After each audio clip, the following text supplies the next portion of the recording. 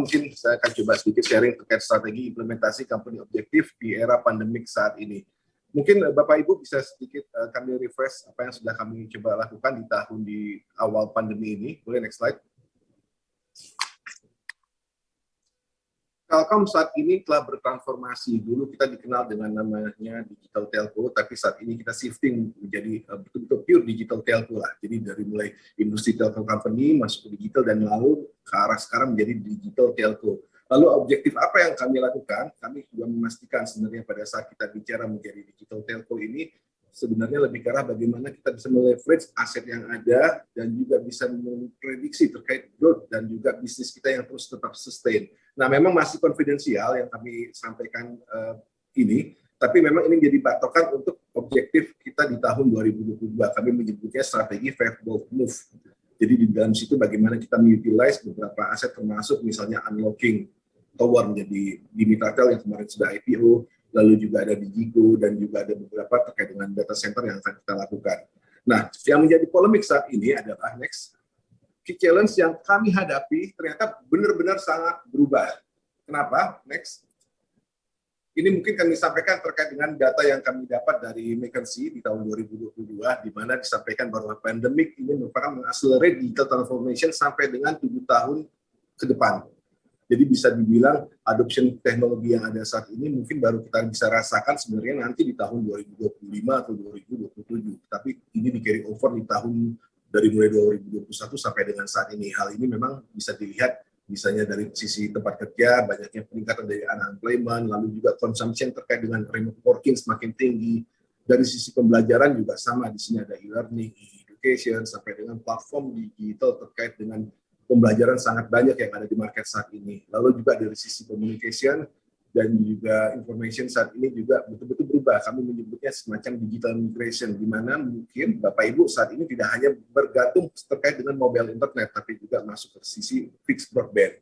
Lalu dari sisi brand dan advertising juga sama, ini mungkin bisa di-highlight terkait mungkin kita masih sampai saat ini masih mengoptimalkan penggunaan OH dan juga tools yang ada di advertising lainnya, tapi dari sisi digital advertising peningkatannya sangat-sangat luar biasa sekali. Untuk shopping dan consumption juga sama, mungkin kita bisa lihat untuk barang-barang grocery saat ini, mungkin Bapak Ibu juga sudah mulai membelinya secara online, tidak lagi datang ke toko. Untuk live at home dan play entertainment ini sudah sangat-sangat terintegrasi. Jadi boleh kami rangkum mungkin dalam kalimat singkat, the world is changing within 3 years. Jadi 3 tahun ini betul-betul sangat-sangat berubahlah kondisinya. Lalu, apa saja sebenarnya key indicator atau mungkin internal factor yang harus kita hadapi saat ini? Yang pertama terkait dengan work from home, mungkin saat ini kita masih dilanda pandemi, tapi banyak analis dan juga ekspertis yang berkata work from home ini rasanya apabila tidak ada pandemi pun juga akan tetap ada. Jadi, tahun ke depan, pola kerja work from home ini akan terus tetap berjalan.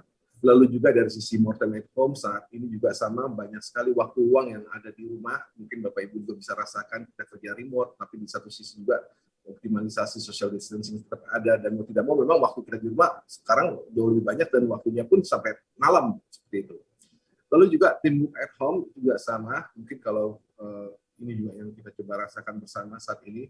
Kalau dulu di rumah hanya sebatas engagement, tapi saat ini teamwork itu juga diadakan. Jadi mau tidak mau kita bekerja di rumah, teamworknya juga tetap harus bisa ditingkatkan. Nah, kalau di kami highlight sebenarnya saat ini adalah working remote are mandatory.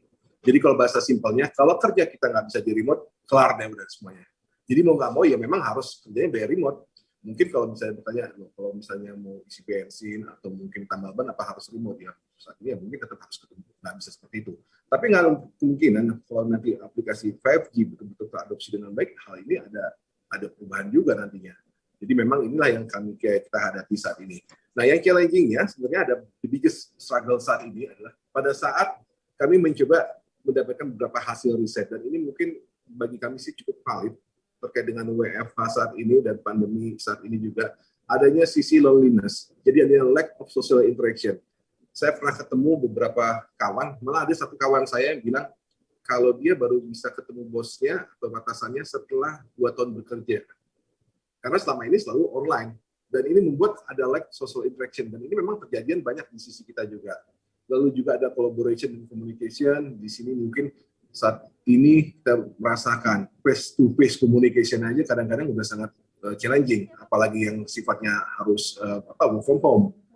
Kita nggak tahu bagaimana kondisinya yang ada. Mungkin kalau selama ini saya sering kali melihat acara webinar atau meeting gitu ya, ketemu teman-teman yang muncul di tampilan di sini kok dilihatin lama-lama matanya nggak kedip-kedip, ternyata cuman di print screen seperti itu. Lalu juga ada yang kamera off dibukanya, mungkin beda lah intensitas yang ada. Lalu juga ada lebih able to unplug. Jadi adanya gray area saat ini di mana waktu kerja dan waktu untuk socialize kita dalam hal ini adalah personal life ini betul-betul irisannya sangat tipis.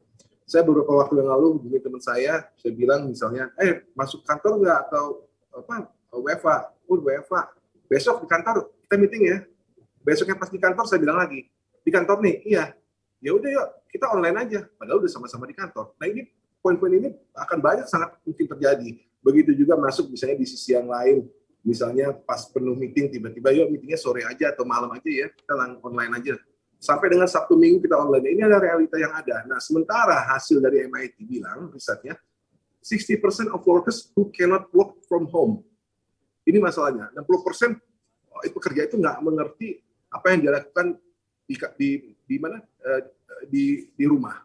Nah, kalau kami coba flashback di awal, perusahaan punya corporate strategi, punya objektif yang bagus, lalu ada resultnya di bawah. Pertanyaannya, siapa yang di tengah yang mau melakukan ini? Pasti employee-nya. Nah, ternyata pada saat kami coba lebih diskusi lebih in-depth, FGD, ternyata memang salah satu yang harus di-highlight ini terkait dengan transformasi adalah people, internal komunikasi. Karena mereka tidak akan bekerja kalau tidak dapat komunikasi atau direction yang jelas, sementara direction yang jelas itu tidak akan sampai kalau memang tidak bisa diolah dengan baik. Sehingga kami menganggapnya, memang kita butuh namanya internal komunikasi yang kuat. Next, ini juga ada beberapa corporate communication trend yang ada di 2022. Saya cuma mau coba highlight sedikit yang sisi yang sebelah kiri. Pertama adalah terkait dengan data dari Edelman. Dibilang role of communication saat ini sangat diperhatikan baik dari CEO maupun board. It should be rasanya. Lalu yang kedua juga, corporate communication function is agile and insight driven. Kalau agile mungkin dari dulu kita sudah lah ya, tapi insight driven ini agak beda. Kalau dulu kita hanya berdasarkan data-data atau mungkin informasi data primer, saat ini kita harus juga masuk ke sekunder. Kenapa? Insight driven ini sangat penting dalam mengelola suatu isu dan juga membuat menyampaikan suatu objektif yang jelas. Lalu juga communication as change agent. Jadi komunikator saat ini itu harus menjadi fungsi sebagai change agent juga. Ini tren ke depan seperti itu. Lalu juga ada modern organization structure. Jadi kalau dilihat memang mungkin 5, 6 tahun, 7 tahun yang lalu kita bicara soal corporate communication structure, kita butuh namanya digital marketing, kita butuh digital division, tapi saat ini mungkin akan lebih in-depth lagi, kita butuh internal digital communication. Kenapa? Karena kondisinya mungkin agak sedikit chaotic dengan banyaknya tadi stakeholder yang ada saat ini. Lalu kami mencoba juga beberapa hal yang bisa kami anggap jadi bantuan, itu salah satunya adalah terkait dengan digital leadership. Next slide boleh? Digital leadership. Jadi saat ini berdasarkan tren atau mungkin melihat kondisi perusahaan kami saat ini memang dibutuhkan underlying untuk transformasi di mana kita leadership as a mindset. Ini adalah aspek yang sangat penting bagi kami. Lalu apa saja sebenarnya poin-poin yang harus di-highlight terkait dengan digital leadership ini? Pertama adalah ada beberapa 6 key principle, tapi mungkin saya coba highlight ada 4 poin yang kami rasakan sangat baik dan kami lakukan. Pertama ada old mindset, new mindset. Old mindset ini bicara kalau dulu mungkin kami direction-nya, ya buat A, buat B, buat C, itu harus jadi. Tapi begitu masuk new mindset, butuh dialog. Karena mungkin sisi loneliness-nya tadi ada, emosionalnya ketemu, kita butuh dialog. Jadi saya kalau dengan tim biasanya ngomong, mulai dengan, gimana caranya nih kita bisa on time. Rasanya kalau mau on time, kayaknya kita harus coba targeting lagi deh, segmen kita benar nggak sih? Kalau menurut kalian segmen yang benar gimana? Itu diulang sebenarnya. Dan mereka kan ada poin untuk keep in terkait ide-ide mereka. Nah, mungkin ini yang bagian daripada tadi, digital mindset. Jadi modelnya bukan ke arah direction, tapi ke arah dialog. Lalu juga ada understanding who you lead. Ini juga cukup menarik, data yang ada yang kami miliki. Ternyata kalau misalnya kita bicara saat ini benar-benar terpakai sebenarnya. Kalau dulu kita hanya ngomong ke satu orang karena ya kita tahu secara emosional kita udah melihat orang tersebut. Tapi saat ini beda. Pada saat ini di Zoom meeting seperti ini, saya nggak tahu apakah di sini ada orang Telkom juga, ada BUMN juga, ada pesaing, ada kompetitor juga, atau stakeholder yang lain. Tapi poinnya adalah pada saat kami mencoba menyampaikan suatu poin, kami harus berpikir impact-nya seperti apa ke depannya. Termasuk value creation apa yang akan terjadi. Jadi kenapa? Karena ini udah industrinya di industri digital. Jadi apa yang kita lakukan, track record-nya itu udah jelas banget. Kalau dulu nggak mungkin ada orang ngomong kan pasti diturunin pakai mic atau apa, pakai recording. Sekarang udah pasti ke-capture semua. Nah ini tren ini bakal akan ada terus. Lalu juga yang berikutnya ada value store forever sudah pasti, lalu growth and innovation oriented. Nah ini juga sama pada saat kami mencoba merumuskan strategi ataupun berdiskusi day to day, kami mencoba untuk bisa lebih clear dalam strategi dan how do we do things. Jadi calculate terkait dengan risk, juga idea itu betul-betul kita coba lakukan. Nggak bisa seperti mungkin di masa sebelum ini yang kami coba, ya udah deh kita launching dulu, nanti kalau ada feedback dari market baru kita coba fine tuning lagi. Ini benar-benar harus istilahnya betul-betul sangat clear kita mau ngapain ya, stepnya A, B, C itu harus sudah mulai dibikin. Kenapa? Karena tadi keterbatasannya mungkin lebih banyak juga, tapi pendukungnya juga lebih banyak.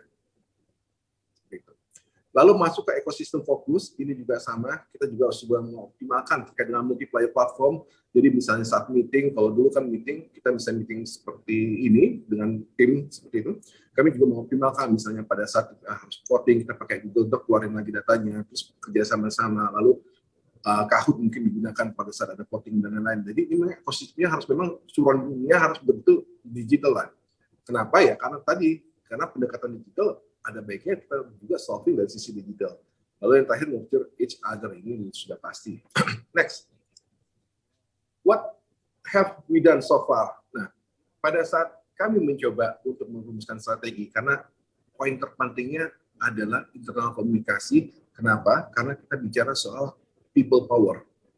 Kita bicara soal kekuatan internal, di mana perusahaan itu yang namanya karyawan adalah aset terbaik, termasuk mereka adalah evangelis dan juga bisa sebagai evidence. Kalau perusahaan yang bagus ya, karena bagus aturannya.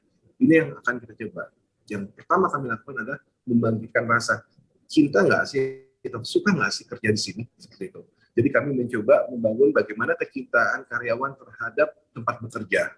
Hal ini adalah Telkom di sini ya maksudnya. Nah ini yang kami lakukan next. Kami juga melihat beberapa komposisi karyawan, Gen Z, milenial, Gen X, Gen Y, segala macam. Nah, kita mencoba mengoptimalkan dari mulai tools-tools yang ada. Pertama, kita udah gunakan seperti misalnya absensi digital. Di absensi ini kita udah jelas sekali. Kalau dia WFA, silakan WFA. Kami percaya, tapi tetap loh, setiap 4 jam ada tracking. Lokasinya di mana, seperti itu. Kalau bisa mau di Bali, nggak apa-apa di Bali. Ada tracking juga seperti kondisinya. Dan mereka juga bilang, satu hari ini apa sih yang dilakukan? Lalu masuk di internal, kami juga mencoba bagaimana caranya meng-engage karyawan internal itu bersuara positif terkait dengan apa yang dia lakukan, apa sih visi misi dia, purpose dia apa, termasuk dari senior leader juga seperti itu. Kita namanya ada internal Telkom Group di Instagramnya. Sosial media juga sama, yang di tengah ini ada namanya portal kita juga sama, di dalamnya dari semua nota dinas, perjalanan dinas, semuanya ada di portal ini. Jadi kita buat informasi itu betul-betul sebagai bagian yang sifatnya engagement terhadap karyawan. Lalu terkait tadi sense of belonging terhadap Telkom, kami juga angkat melalui Instagram namanya Living in Telkom. Itu bercerita tentang apa sih yang ada di Telkom, sehingga semua orang ini, kami menganggap semua orang yang ada di Telkom adalah orang penting, dan semua orang penting ini harus berkontribusi untuk perusahaannya. Next slide. Ini juga sama, beberapa kegiatan kami lakukan, ada sosialisasi yang ada, tapi bahasanya jauh lebih light dengan channel-channel yang ada. Karena kami yakin, segini banyak channel nggak mungkin oleh satu orang, harus berbeda-beda karena slice of life masing-masing beda-beda. Seperti yang di kiri ada bicara, siap nggak kalau dipindah ke Kalimantan? Siap. Nah, ada edukasi di dalamnya. Ada juga soal campaign disiplin untuk kolaps antar unit bisnis, seperti itu ada. Campaign COVID juga ada. Lalu di sisi kanan kita juga ada namanya M-Town Hall Telkom, di mana setiap orang bisa berpendapat, memberikan apresiasi, dan juga bisa mengeluarkan ide, termasuk apabila mereka ingin bertanya ke level senior leader, di sini mungkin level direksi segala macam. Kita buka komunikasi itu karena kami yakin kuncinya ini adalah internal saat ini. Next slide. Nah ini yang disampaikan di awal. Tadi kita bicara soal membutuhkan juga communicators. Nah, kami menciptakan ambasador-ambasador ya, sebagai advocate. Jadi teman-teman milenial, Gen Y, Gen Z segala macam, kita memiliki ambasador tersebut. Tujuannya apa? Kita mau building engagement. Mereka menjadi patokan karena mereka membuat sesuatu. Nah, ini akan silih berganti dan ini terus kita buat semuanya di semua lini. Tujuannya apa? Semuanya merasakan yang tadi, kalau semua orang itu memang dihargai dan penting di Telkom ini, dan suatu proses transformasi tidak bisa dilakukan hanya satu pihak. Jadi ini yang kita coba bikin terkait build employee ambassador dan juga collaboration with internal partner. Next. Ini mungkin ada beberapa contoh yang kami coba lakukan. Thanks God, I'm living in Telkom. Dia bicara tentang kehidupan dia seperti apa, kiat-kiat dia bekerja seperti apa. Mungkin bagi kami atau bagi sebagian yang lain menganggap ini cuma nggak penting apa yang dia lakukan. Tapi bagi mereka atau bagi orang-orang yang di circle-nya mereka, hal ini penting. Begitu juga terkait dengan our senior leader, ini bagaimana melihat point of view dari sisi pemimpin ke yang dipimpinnya, begitu juga yang di bawah. Jadi sharing-sharing ini selalu kita lakukan. Dan tujuannya untuk apa? Untuk meningkatkan engagement. Kenapa? Karena tadi objektif ini nggak mungkin turun menghasilkan result kalau yang di tengah-tengahnya tidak bisa berbuat. Next. Ini saya coba share video. Ini orang nggak ngeh nih kalau acaranya ngacak. Kalau kita announce orang malah jadi ngeh. Bilang aja, nggak iya aja udah. Iya gitu aja.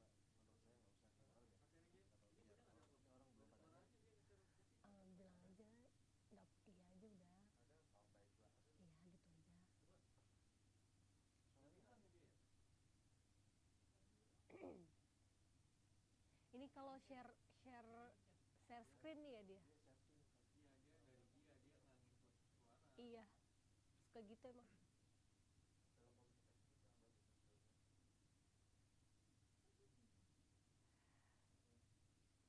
Boleh mau diinterrupt nggak?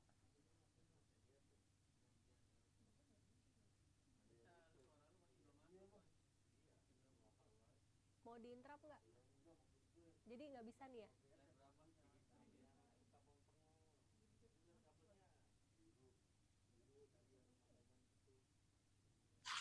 Ya, next. Itu kurang lebih terkait dengan apa yang dilakukan kita. Jadi boleh dibayangkan buat level direksi pun, Mas Fajrin di situ, Direktur Digital Business kami, itu harus bagaimana caranya bisa berbicara dengan bahasa yang cukup light dengan para karyawan. Lalu yang kami coba summary, sekedar sharing ke Bapak Ibu semua yang ada di hari ini, apa saja yang sudah kami lakukan saat ini, dan kami juga membutuhkan advice dari Bapak Ibu untuk terkait yang kami lakukan, rasanya akan banyak jauh kita bisa berdiskusi apabila ada masukan dari Bapak Ibu juga. Jadi summary pertama adalah kita juga memprioritaskan enhancing terkait dengan internal communication di digital leadership mindset. Jadi memang betul-betul kita mau mencoba orang ini harus memiliki digital leadership. Kenapa? Karena surroundingnya sudah digital semuanya. Lalu yang kedua juga build digital ecosystem based on technology dan collaboration to cope with digital transformation. Yang ketiga, ini bukan yang kami sangat highlight, identify the internal barriers for remote work and nurture empathy amongst the employee. Jadi betul-betul bagaimana kami mencoba memahami barriers apa saja di tiap orang, karena rasanya di tiap wilayah juga beda-beda barriers-nya. Jadi kami coba solving barrier seperti itu. Lalu juga sebagai pemimpin di sini juga kami mencoba untuk provide necessary tools dan proses identify problem that could workplace. Jadi PR pertama pada saat ada masalah dan kita tidak tahu sebenarnya itu ada masalah. Itu saja mungkin yang kami coba sharing ke Bapak Ibu, semoga bermanfaat. Dan ini mungkin yang terakhir ada quote dari Brian Solis, ini salah satu digital analis, dia bilang kalau bicara transformasi, digital transformation, it's more about human than digital. Jadi apapun juga transformasinya yang kunci utamanya adalah human.